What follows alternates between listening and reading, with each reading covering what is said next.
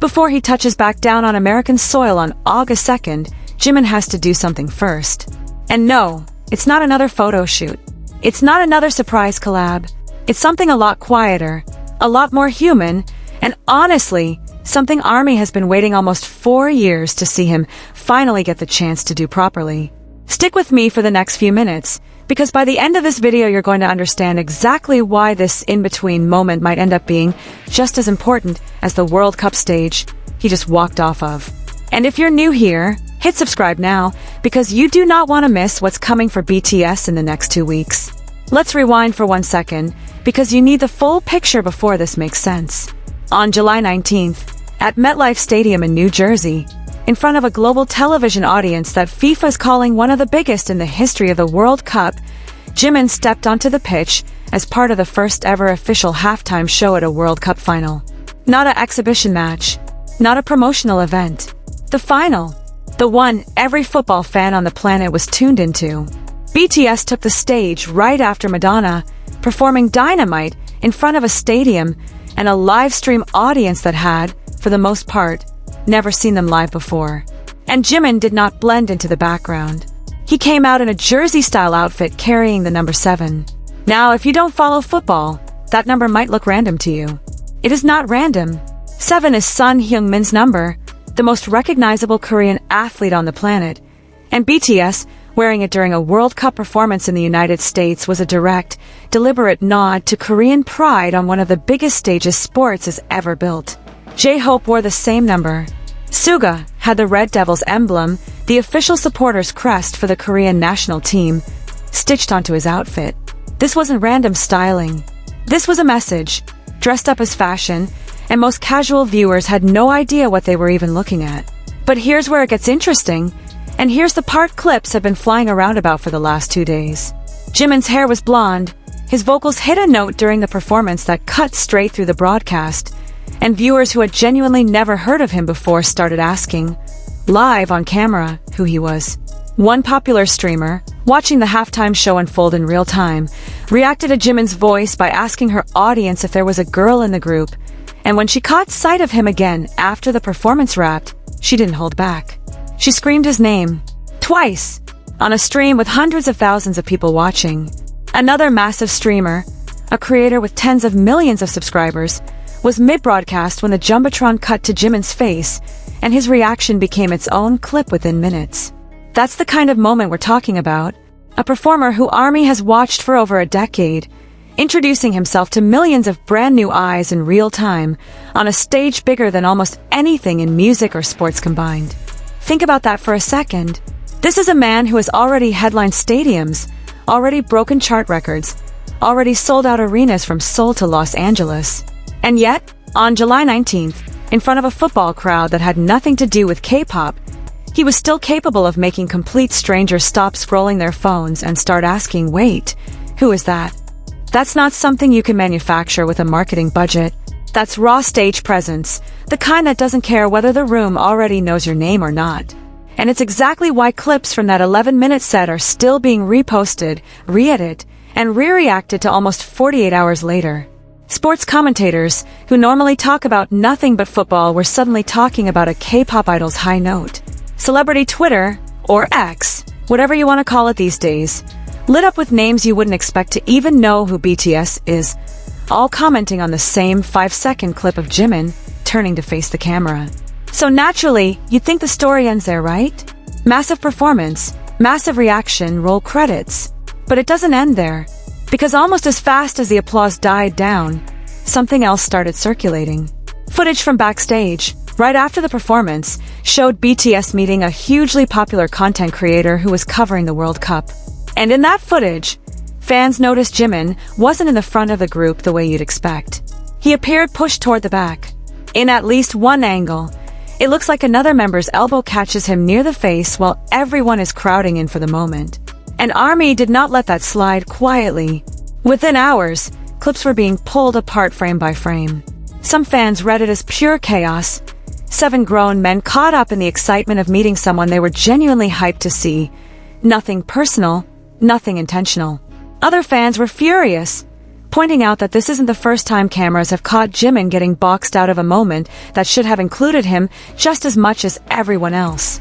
The debate is still going as we speak, and depending on which corner of the fandom you scroll into, you'll find two very different takes on what actually happened in those few seconds backstage. I'm not going to tell you which side is right, because honestly, from a few seconds of shaky backstage footage, nobody outside that room knows for certain what the intent was. But I will tell you this, the timing of it, right after arguably his biggest global crossover moment ever, is exactly why this story isn't just a footnote. It's part of why what happens next matters so much. Because right after all of that, the stage lights, the streamers losing their minds, the backstage drama, the endless clip breakdowns, Jimin is doing something almost jarringly normal. He's going home.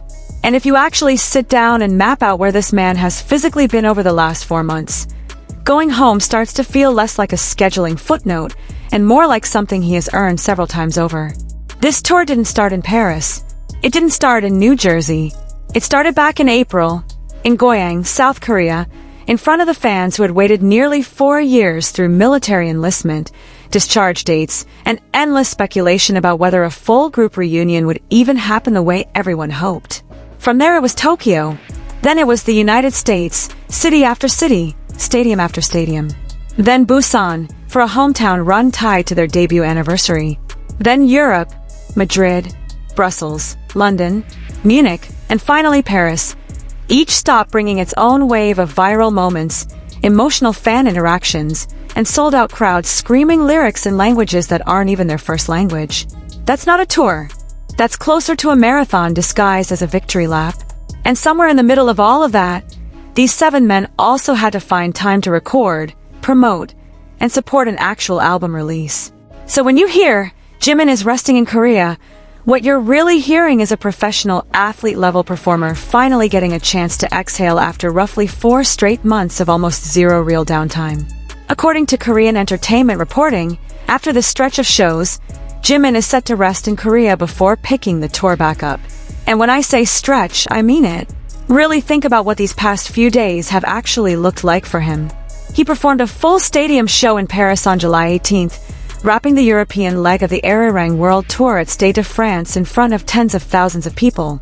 Less than 24 hours later, he was on a stage in New Jersey, performing at the single biggest halftime show FIFA has ever produced, in front of a television audience that dwarfs almost anything else in entertainment. That is not a normal 24 hours for anyone, let alone someone who then has to fly, recover, rehearse, and do it all over again in less than 2 weeks. Because here's the part that should have you setting a reminder on your phone right now. BTS is scheduled to bring the ARIRANG World Tour to MetLife Stadium, the exact same stadium the World Cup final was just played in, on August 1st and 2nd. Same building, same city, a completely different kind of night. Depending on which time zone you're tracking, Korean outlets have reported those dates as landing on August 2nd in 3rd Korea time, which lines up perfectly once you convert the time difference. So don't let that confuse you if you see slightly different dates floating around. The point is this. In less than 2 weeks, Jimin goes from football's biggest stage back to a full-scale, hours-long BTS concert on that same ground. So when you hear that he's heading to Korea first, this isn't some random pit stop. This is recovery. This is a deliberate pause built into an absolutely brutal schedule, and honestly, it's about time. If you've been following this tour since it kicked off and going back in April, you already know these 7 men have barely stopped. Korea, Japan, all across the United States, Europe, and now a literal World Cup final, back to back to back for months. A body and a voice can only take so much before something has to give, and for an idol whose entire career is built on live vocals and full-body choreography, rest isn't a luxury. It's maintenance. It's the difference between a good show on August 1st and a show where his voice gives out halfway through the set list. Now here's where I want to be straight with you, because a lot of channels are going to take this moment and just make things up. And I'm not going to do that to you. Nobody has confirmed exactly what Jimin's schedule looks like day by day while he's back home. We don't have a confirmed landing time at Incheon. We don't have paparazzi shots, yet of him walking through arrivals. What we do know, based on how these idols have approached short breaks between tour legs before, is that this kind of window tends to be simple. Time with family, actual sleep in his own bed, instead of another hotel room. Maybe a visit to see how the rest of the members are holding up, since some of them, like Jean and J-Hope, have their own overlapping solo schedules stacked right on top of the same stretch. It's less a vacation and more a reset button, and if the pattern from earlier this year holds, we might not even see much of it play out publicly at all. Some of the most important rest these guys get happens completely out of frame, and honestly, that might be exactly what he needs right now. Think about what home even means for someone in his position at this exact moment. It's not just a bed and a fridge full of food he actually chose himself instead of catering. It's language he doesn't have to translate in his head before speaking. It's a schedule that isn't dictated by a stage call time in a different time zone. It's the small stuff, honestly, that probably matters more than any of us realize from the outside. A shower that isn't in a tour bus or a hotel bathroom. A meal cooked by someone who knows exactly how he likes it. Maybe his dog. Maybe just silence. For the first time in months, without a crowd, a sound check, or a camera anywhere near him. We've seen glimpses of this before, earlier in the year, during shorter gaps between tour legs. Sometimes a member pops up somewhere completely unplanned, whether that's showing up at a friend's event, being spotted at a restaurant, or throwing up a live stream at 2 in the morning because they couldn't sleep and wanted to say hi. Other times, there's just nothing. Total silence, no photos, no updates, nothing for the algorithm to grab onto, and honestly, that silence might be the healthiest version of this break he could possibly get. Not every moment of someone's life needs to be documented and turned into content, even if, as a channel that covers this stuff for a living, we'd obviously love a little update here and there. What we can say with total confidence is what comes after it. On August 1st and 2nd, Jimin will be back in New Jersey, back on that same MetLife turf, this time not sharing 11 minutes with Madonna, Justin Bieber, and Shakira, but commanding the entire night as part of BTS's full concert. If the World Cup performance was a taste, a highlight reel moment squeezed into a shared stage, MetLife is going to be the real thing. Full set list, full choreography, hours of BTS, uninterrupted, for the fans who have been waiting since 2022 to see this group on a stadium stage in the United States again. And think about the layers stacking up here. You've got millions of brand new fans who just discovered Jimin's voice for the first time during that halftime show, some of whom had no idea who he even was 48 hours ago. Now you've got a countdown clock ticking toward a full concert in the same city, the same stadium, practically the same skyline. If even a fraction of those new eyes decide to look up ticket resale prices, or tune into the live stream, or just search his name to figure out who this blonde-haired performer with the insane vocals actually is, that MetLife show stops being just another tour stop. It becomes a moment where casual crossover interest and hardcore army energy collide in the same building. Local coverage around New York and New Jersey has already started treating this as one of the biggest live events the area has seen in years, with the city rolling out fan zones, pop-up activations, and official events tied to the shows in the days leading up to it. There's a stamp rally planned. There are fan experiences set up at the Korean Cultural Center. There's a whole exhibit at Grand Central Terminal letting people design their own merchandise and view outfits from past tours. This isn't just a concert weekend. It's shaping up to be a citywide takeover, and it will be the first time BTS has played full stadium shows in the New York area since their record-breaking run back in 2018. 7 years.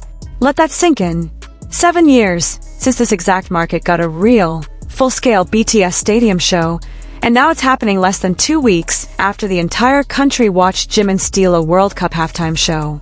That's why this quiet little detail, Jimin rests in Korea before heading back to America, is so much bigger than it sounds on paper. It's the calm before what might be one of the most electric nights of this entire world tour. It's the deep breath before the sprint. And knowing this fandom, knowing how BTS operates, don't be shocked if that rest period isn't as silent as it sounds. These 7 have a habit of turning even their downtime into content, whether that's a member showing up somewhere unexpected, a live stream nobody saw coming, or just a single blurry airport photo that sends the entire fandom into a frenzy within minutes of being posted. So here's what I want you to do. Down in the comments, I want you to tell me what you think Jimin actually does with his time back home. Do you think we get a surprise, Wever's live? Do you think he stays completely off the radar until he lands back in the US? Or are you in the camp that thinks something unexpected drops before August 1st even arrives? I read every single comment on these videos, and honestly, some of your predictions over the last few months have been scarily accurate, so don't hold back. And while you're down there, go ahead and hit that like button, because it genuinely helps this video reach more people who have no idea the story is even unfolding right now. If you want the full breakdown the moment Jimin lands back in the US, the moment MetLife opens its doors on August 1st, and everything in between, make sure you're subscribed with notifications turned on, because this channel is going to be covering every single second of it as it happens. We were here for Munich. We were here for Paris. We were here for the World Cup final. And we are absolutely not missing MetLife. Because let's be real for a second. This isn't just about one man going home to rest. This is about 7 guys who spent years apart, who came back together, who have now played stadiums on 4 continents in under 4 months, and who are about to close out one of the most demanding stretches of touring in recent K-pop history with a homecoming show on American soil, in the exact same stadium where the whole world just watched them steal a World Cup halftime show out from under some of the biggest names in music. Jimin going home isn't the end of the story. It's the reset before the next chapter, and if the last 4 months of his tour have taught us anything, it's that BTS does not do quiet comebacks. Every pause has been followed by something bigger. Every rest period has ended with another record broken, another headline, another moment that makes you scroll back through your phone in disbelief. Look at the pattern. After Goyang, it was Tokyo breaking attendance expectations. After Busan, it was a drone show over Gwangalli Beach that turned Jimin's face into 1,000 points of light in the night sky. After Madrid, it was a speech that had an entire stadium of Spanish fans in tears. After Brussels, it was a member pausing an entire concert mid-song to make sure a fan who fainted was okay. After London, it was a 5-star review from a journalist who walked in skeptical and walked out completely won over. And after Munich, after Paris, after a World Cup final watched by what could be over 1 billion people combined across broadcast and streaming, here we are again, standing at the edge of another one of these pauses, wondering what comes next. If history is any indication, whatever comes out of this next stretch is not going to be small. So mark your calendars. August 1st and 2nd, MetLife Stadium. The countdown has already started, whether Jimin is resting in Seoul, spending time with his family, or doing absolutely nothing newsworthy at all for the next 10 days. Because the second he steps back on that stage, none of this in-between time is going to matter. What's going to matter is whether MetLife can even handle what's about to happen inside it. Thank you so much for watching all the way to the end. If this video gave you even a little bit of that pre-concert excitement, smash that like button, drop your prediction in the comments, and I will see you in the next video, where we're going to be tracking every single update as Jimin and the rest of BTS make their way back to American soil. Until then, take care of yourselves, ARMY, and I'll catch you very soon.